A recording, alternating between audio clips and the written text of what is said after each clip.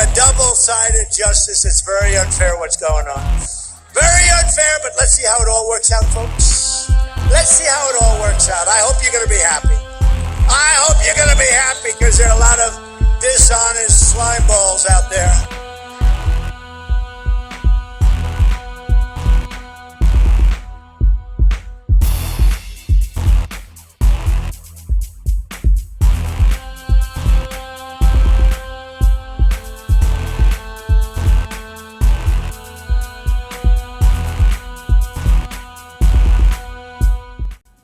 May 6, 2016. Executive Order 13727. Facilitation of Presidential Transition. I'm about to reveal the backstory. The coup on paper. Ordered up by none other than Barack Obama.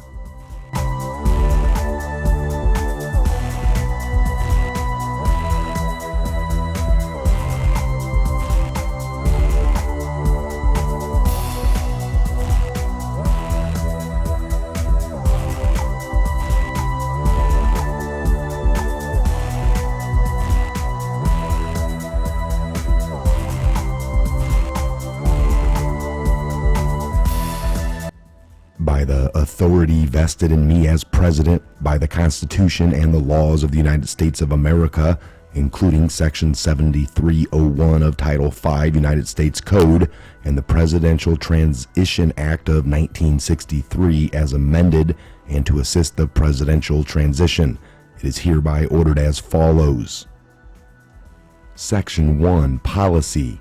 The peaceful transition of power has long been a hallmark of American democracy. It is the policy of the United States to undertake all reasonable efforts to ensure the presidential transitions are well coordinated and effective, without regard to party affiliation. Section 2. Establishment of the White House Transition Coordinating Council. A. To facilitate the presidential transition, including assisting and supporting into the transition efforts of the transition teams of eligible candidates.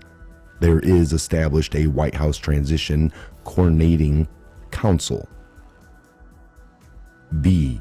The White House Transitioning Coordinating Council shall be composed of the following officials or their designees. Assistant to the President and Chief of Staff, who shall serve as Chair. Assistant to the President and Deputy Chief of Staff for Operations, who shall serve as Vice Chair. Assistant to the President and Deputy Chief of Staff of Implementation. Counsel to the President. Assistant to the President for Presidential Personnel. Assistant to the President for National Security Affairs. Assistant to the President for Homeland Security and Counterterrorism. Assistant to the President for Economic Policy and Director, National Economic Council. Director of National Intelligence, Director of Office of Management and Budget, Administrator of General Services, and Federal Transition Coordinator, the transition representative for each eligible candidate who shall serve in an advisory capacity, and any other executive branch official the President determines appropriate. The White House Transition Coordinating Council shall provide guidance to the Executive Department and agencies and the Federal Transition Coordinator regarding preparation of the presidential transition team, including succession planning and preparation of briefing materials. Facilitate communications and information sharing between the transition representatives of eligible candidates and senior employees and agencies and the Executive Office of the President, including provision of the information relevant to facilitating the personnel aspects of a presidential transition and such other information that, in the Council's judgment. Now, there's just a little bit more of this, but I'm going to stop here. Now, if you don't see what's going on, this was a way to keep the holdovers, the Obama leftovers, around, and Trump couldn't get rid of them. This was the very start of the coup, along with this other executive order we're going to jump into right here. These were the things that were at the very beginning of all of this. After Donald Trump won the presidency, Barack Obama and his minions in the White House hatched a plan to ensure they could keep enough power to eventually overthrow the new president. Obama accomplished this by signing an executive order on January 3rd, 2017, with only 17 days left in office. And And according to Jay Sekulow, a well-known attorney who heads the American Center for Law and Justice, Obama set up a plan for the intelligence community to target President Trump through a secret executive order that Sekulow has uncovered. Specifically, through the use of a lame duck executive order, President Obama authorized multiple intelligence agencies to have access to the signals intelligence, or SIGINT, including phone call intercepts. So basically, Obama expanded who could investigate and who had access to this highly classified information. Before Obama's order, only the National Security Agency, the NSA, had clearance to order a phone tap or access to top secret information. But Obama gave the 16 different agencies access and power to investigate whatever the hell they wanted. That includes Obama's loyalists who are still in positions throughout those 16 different agencies at this moment. This is how they took out General Mike Flynn, and it was an act of espionage when they did it. The new rules were issued under Section 2.3 of the Executive Order 12333 after approval by two Obama administration officials, Attorney General Loretta Lynch and Director of National Intelligence Director, none other than James Clapper. So in the beginning of January, when Obama wrote this executive order, in effect, he was setting up a shadow government against Trump. Obviously, these orders would never affect Obama's presidency, since he was leaving office in a mere 17 days.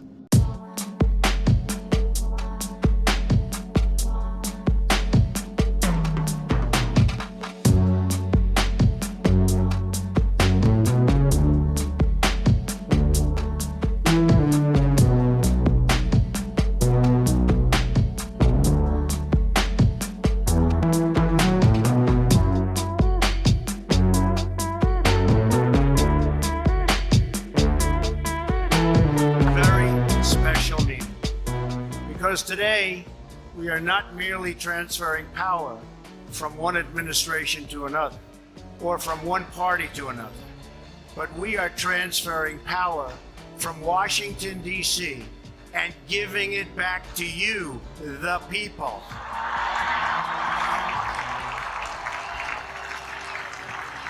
For too long, a small group in our nation's capital has reaped the rewards of government while the people have borne the cost. So what we've been witnessing for the last 3 years is misconduct by members within the intelligence community that were holdovers, that were there to impair national security and to just obliterate Trump and to try to get him out of office with all their subversive leaks, and the media was complicit in it all. So the first step would be for Trump to immediately revise the Obama Executive Order 12333 and invalidate the rules issued by the Obama administration officials, which have led to nothing but tons of intelligence leaks from the past all the way up to our current position. Trump has said that he was searching for those leakers and the information on Flynn, but he can't just stop there. He must obliterate every single Obama loyalist, and that will take deep, in-depth investigations that have been going on. So now that we have the smoking gun on Obama, and it proves he intended to subvert Trump's power from day one in this soft coup. Soft coup just means by subversion and a slow role play. Committing espionage and attempting this coup, like these Obama minions have been doing for the last 3 years, is very dangerous. Let's look at this map of the state partnership programs. The Trump administration is reviving the long-dormant Space Command. A new era of American leadership in space has begun. On Thursday, President Donald Trump participated in a ceremony reestablishing the U.S. Space Command after 17 years. The program was eliminated in 2002 after 9/11 shifted parts of the government's focus to combating terrorism. President Trump will direct the Department of Defense to establish a combatant command that will oversee all our military activities. Space Command will be the 11th combatant command in the U.S. military, joining the Indo-Pacific Command, the European Command, but also it will serve alongside other what are known as functional commands like Strategic Command and Special Operations Command, and it will be led by a 4-star flag officer. So I believe Space Force has a different mission than what most people are thinking it does. How do you inflict military intelligence takeover of all other agencies? Well, the Space Force isn't part of the state's sponsorship. See, all other branches, whether it's Army, Navy, the Coast Guard, they all overlap with state sponsorship, except for the Space Guard. And this can surely serve the president as a oversight, checks and balances of this whole system that has been subverted from the beginning. All right, more to come. I'm Michael. This is the Patriot Hour. God bless, Godspeed to each and every one of you. And we'll see you back here on the next Patriot Hour update video. Make sure you are subscribed, share, like, and comment. We appreciate it. Think about subscribing and think about joining, becoming a member of the Patriot Hour family.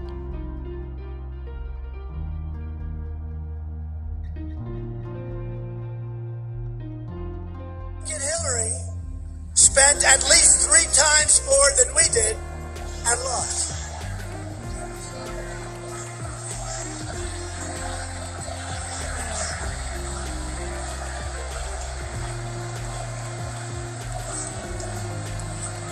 Crooked as hell. He's crooked as hell. We have a double-sided justice. It's very unfair what's going on. Very unfair, but let's see how it all works out, folks. Let's see how it all works out. I hope you're going to be happy. I hope you're going to be happy because there are a lot of dishonest slime balls out there. Dishonest scum. Dirty cops. A lot of dirty cops. And by the way, the FBI, those guys in that are incredible. But the ones on top, they were absolute scum. And what they were trying to do, if that happened to Obama or a Democrat, or especially a liberal Democrat, they'd be in jail for 50 years, and it would have taken place 2 years ago already. They spied on our campaign, remember that. And after they spied, we won. And then after we won, they tried to get us out of office. It's never happened before in the history of our country.